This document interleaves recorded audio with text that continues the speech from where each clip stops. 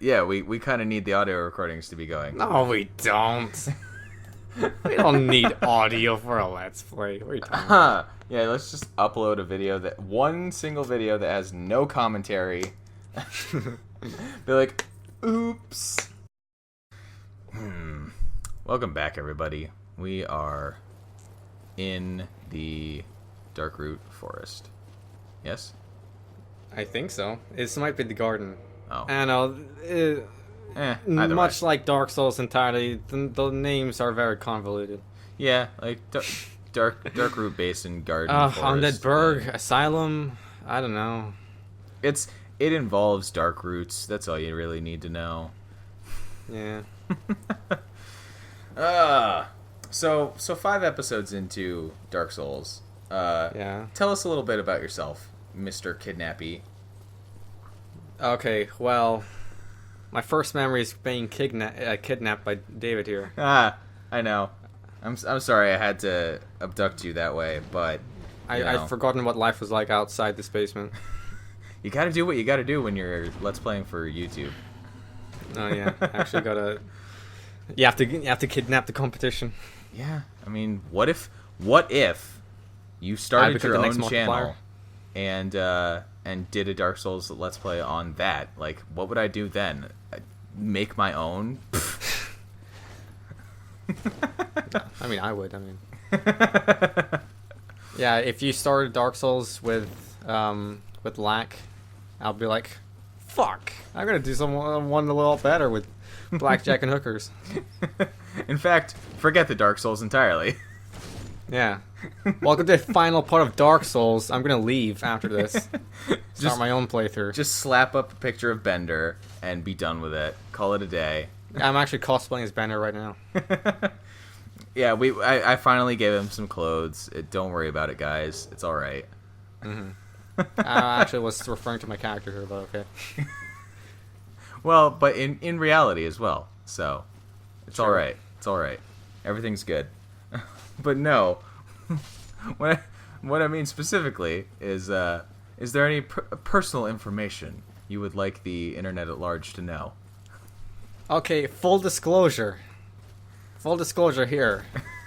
Before this episode, I said there isn't really going to be a lot of important stuff at the beginning of the episode. And I was like, this would be the good time to ask about my accent. I was curious about the accent. And he actually wanted to talk about my accent before we started recording anything. Well, because you live in the UK, right? I live in Scotland. Scotland. But you're not actually from the UK, right? Okay. So my dad's Scottish. Is he? My mom, yeah. I'm pretty sure he is. Okay. I mean, last time I checked. Yeah. And my mom is Filipino. Ah! Aha! That makes a lot of sense, actually. And I was living in the Philippines till I was 5. That makes and then I moved to Scotland. that makes a lot of sense to me because there is a little bit of Scottish in your accent. Well, a fair amount, to be honest, but it comes out in certain words. Yeah, my accent is like a Frankenstein's monster, kinda. It's just a mishmash of tons of stuff. It's a mixture of. Okay. I have friends here, of course, and I've made friends online who are from America, and they're like, the people here. They're like, hey, you have a weird accent. Are you from America? I was like, no. and then online, you have a weird accent. Are you from the UK? I was like, kinda. I don't know. And nobody gets completely right. Well, actually, so I played World of Warcraft for a very long time. Like you would. What? Like you would. Yeah. Sorry, my accent sort of bled a little there. Well, I started playing World of Warcraft in high school because it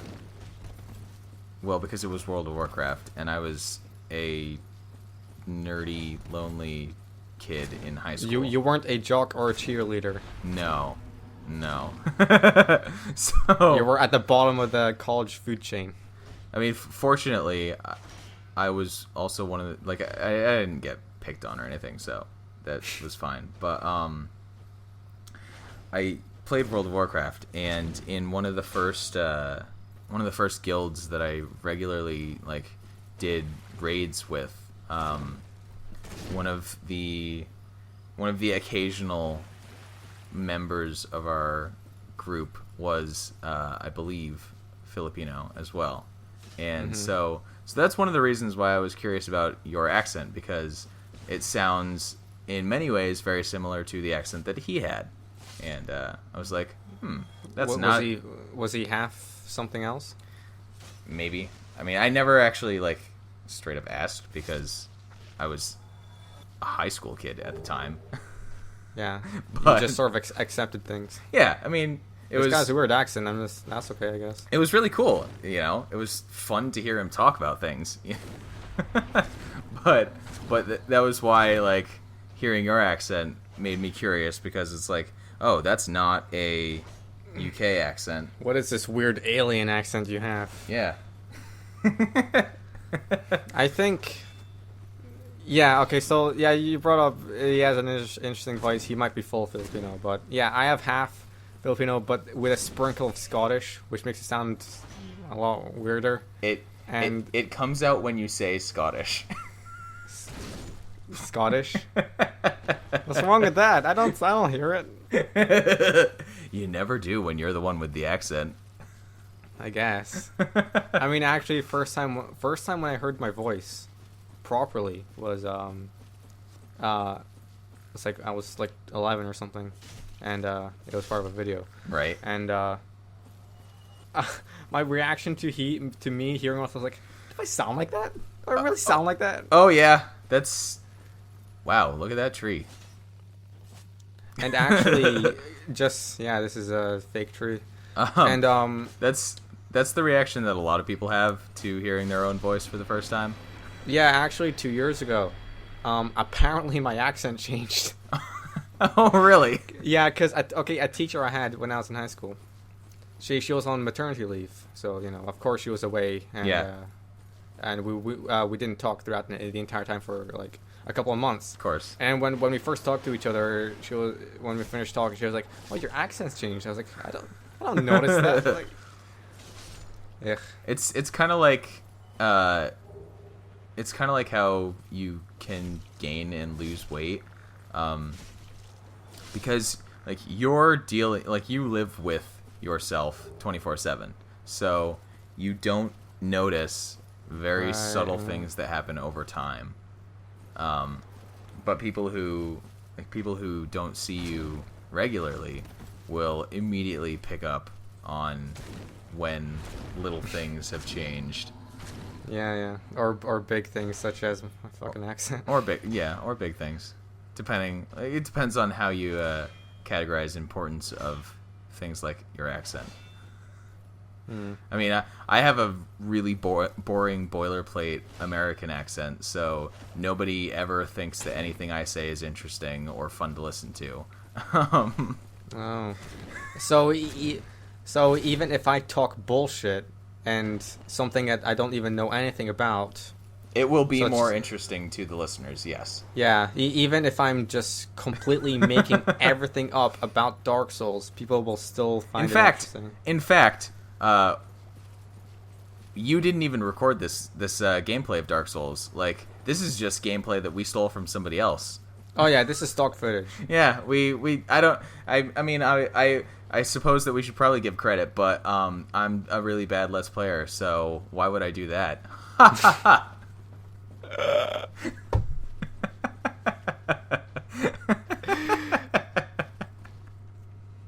Disclaimer, that is not true in any way, shape, or form. No, I'm the one playing. I'm the one being a total badass. Being a total badass and poking this thing. And hashtag humble bragging about it as well. Yeah. But yeah, I mean, because nobody ever, like, all right, I suppose people who don't spend all of their time around Americans tend to view the American accent as being exotic from their own perspective, but exactly. I still find it hard to believe that it's like interesting to listen to in any way. Yeah, well, okay, there was a thread in a particular forum. Yeah. So we're going to hyperspeed here, and it was asking what your favorite accents were. Right. And it seems like a lot of people in that thread said they like the Scottish accent the most. Yeah. I live in Scotland and have listened to that accent so much. I don't find it interesting or good. Well, exactly. It's back in high school, we had an American teacher, and you could tell from her voice, like quite clearly that she was American. And then people just liked that teacher because she had that accent. Right. And if it were America, it would be kind of normal. And yeah, it would be the other way around. The person with the Scottish accent would be the one who gets like the positive attention. Yeah. I guess it's weird because I think the Scottish accent is kind of ugly in some kind of way. I find Scottish accents to be hilarious. Okay, well it depends how heavy it is. I like doing a really, really awful amalgamation of Scottish and Irish. Would you be kind enough to give a sample? I would not. It's not really something that I can do on the fly. If I had practiced a little bit before doing these recordings, I could, but otherwise it would be even worse than it actually is, and it's already a really bad accent. You need to try out some voice acting jobs. get professional advice. Yeah, well, I would probably be a nightmare to work with for voice acting. I don't think. Here you are thinking of doing a Steins Gate. I'm still thinking of it. As bad an idea as it is, I'm still thinking of it. And you did say you might give voices to the characters. Yeah. Which is why it'll be an awful idea that I really want to do, because I am actually a bad Let's Player, so that part was true. And a bad voice actor. Yeah, well, I mean, that kind of just goes without saying. Okay, man, this guy. We are just cleaving right through this Black Knight. Yeah, if I faced this guy earlier, like before I fought the boar, I'd get flattened. Yeah, as one shot from the greatsword. Yeah, he can actually launch you in the air, and actually once he did launch me off this tower, but I still survived though somehow. Try dragon. Try dragon, our new beverage. Yeah, dragon is fairly tasty, but it's somewhat of a delicacy because dragon tends to be endangered species in most locales. Technically they're classed as extinct in Dark Souls actually. Yeah, so it's something of an expensive taste. Everything tastes better when it's more expensive. That's the whole rationale behind caviar, isn't it? Yeah, which is contradictory to the saying, free is the best spice or something. Imagine if something was expensive and free. I wonder what that would taste like. I think that would be a paradox that would rip open the culinary world. Yeah. Although only in your mouth. I'm not sure if I want a black hole to form in my mouth. I think it'll be okay. We're baiting out this dragon here. Admittedly, you would be the first one sucked into the black hole, so maybe you would die before... You wouldn't die. You don't die for going to a black hole. Who told you that? Oh, right. You just come out from the other end in some other parallel universe. You become goo. Goo. Ugh. We're done talking about accents. I didn't actually do that intentionally, but you'll turn into fucking goo. Fucking goo. Fucking goo. So the thing that actually made me love Scottish accents in the first place is a movie called Trainspotting. Okay. Which is by a oh wait, no. Oh god. I don't remember. Oh no. All right. By Trainspotting, did you actually mean Austin Powers? And by that you meant Fat Bastard? No, it's Trainspotting is a movie like I believe it was filmed in on location in Edinburgh. Edinburgh. And it stars Ewan McGregor and that's the most Scottish name I've ever heard. You must know who Ewan McGregor is. I don't know. Do you watch movies? I don't watch live action anything. Really? Yeah, I'm more appealed to animated things.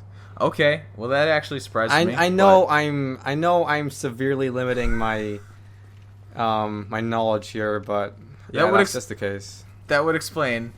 Well, all right. Do you know? Okay, I mean, if I saw Ewan McGregor, I'd be like, oh, yeah, I've seen that face before, but the face doesn't really bring up any memories. Do you know Star Wars? Yeah. Do you know young Obi-Wan Kenobi from? Oh, okay, yeah, that guy. Yeah, that's Ewan McGregor. So. That goes to show how much I like animated films, because when you said young Obi-Wan, I thought of the Clone Wars? The 2D animated Clone Wars show. Yeah. That's what I first thought of, not the prequels, thank God. Well, Trainspotting is it's a very Scottish film, I suppose, about drugs and yeah, he just ran into the fire. It's about drugs and its effect on a group of youths in Scotland. And that does happen. Yeah, and it was they all have all these wacky, wild Scottish accents, and I was like, that is fantastic. I love it. Yeah, it's kind of hard to understand. I've lived here for 15 years, since I was 4 or 5, whatever.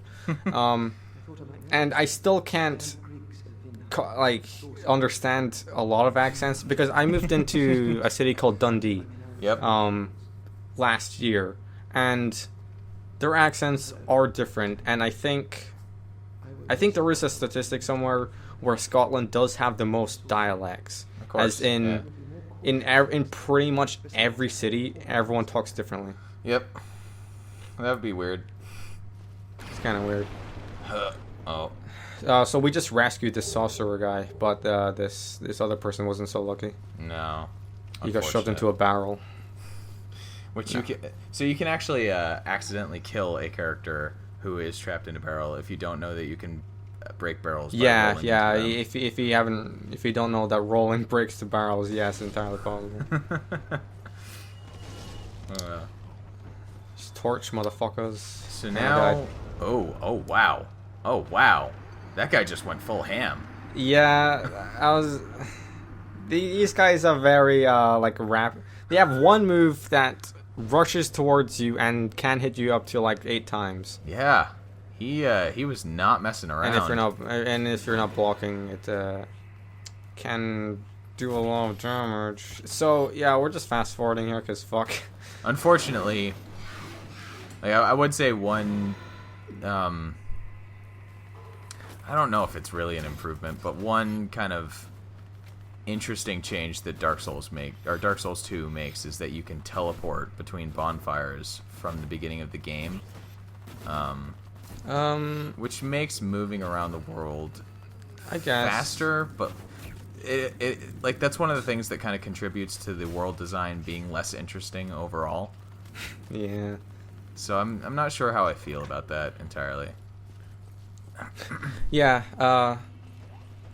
I know. I just find it weird. I guess it makes sense. I mean, I think technically once you gain the ability to teleport in Dark Souls 1, spoiler I alert. think that is a significant change to the world. Actually, it is, and that's one of the reasons why it's kept until so late in the game, relatively speaking. Yeah, and it wouldn't. I know in terms of lore, I don't think it would make sense if they just removed it even at any point in Dark Souls 2, because it's there. Like why? Yeah. Why would it change unless you just want to make it harder? It's kind of like the justifications that Blizzard puts out for every new expansion of World of Warcraft when they decide that they're not going to let people fly in the new areas again. Right. And it's like every single time they have to come up with new excuses for why. Oh, there's actual lore reasons for that. Sometimes. But oh yeah, these guys are bastards. But in actuality, it's just they just changed it to a no-fly zone. Yeah, pretty much. No. But it's like they're coming up with these excuses that are kind of ham-fisted and weak. There's a poison cloud in the sky. You can't go up there. Well, I think literally the excuse for Wrath of the Lich King was that it's too cold. It's too cold. Yeah, they have to get wow. You have to get cold weather flying. Because well, I guess it is pretty cold. I mean, and it's just like that's such a flimsy reason to arbitrarily prevent people from using a mechanic that has been in your game for rather a while now. I think it's Final Fantasy XIV where when you discover an area or a location, or find all of the points of interest in an area, that's when you unlock the ability to fly in that area. Right. I think that's the case. I might be bullshitting here, but I think that's a way smarter way of dealing with flying routes. Yeah. I don't know. That's kind of a touchy balance subject in the first place, because you want your pacing to be like you have like when you're making a game and you're making a world and you're designing a narrative and everything, you should have a very specific idea of what you want the pacing to be like, and putting in something like fast travel or flight can dramatically impact how that pacing works. It does, yeah. Or no fast travel at all. Yeah. Yeah, I have a knife stuck in my head.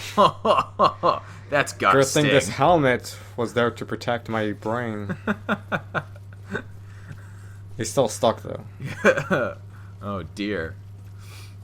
Okay, so I was going to fight the Capra Demon, but fuck that. I mean, like, come on. Decided that we have much better things to do before that. Yeah, and in that I was unlocking a shortcut and going to a bonfire beforehand.